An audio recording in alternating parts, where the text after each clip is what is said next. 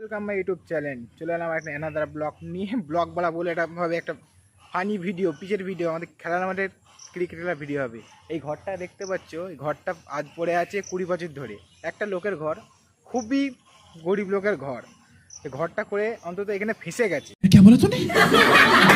এই ঘরটা আমাদের এখন ক্লাব ঘরে পরিণত হয়েছে। ছেলেপিলেদের ক্লাব ঘর যেটা বলবে, ছেলেপিলেরা উঠা বসা করে।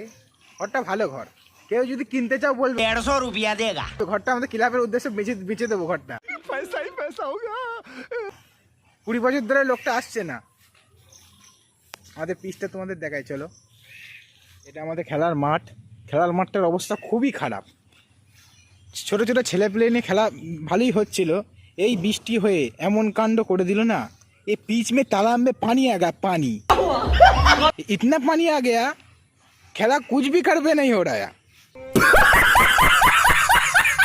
খালি ছোটোখাটোর মধ্যে ভালোই মাঠ আমাদের খেলার মাঠটা। পিচটাও আমরা সুন্দর করেছিলাম। এখান থেকে একটা ডবল পিচ তৈরি হয়েছে। আর এইটা হচ্ছে আমাদের বড় সুইমিং পুল।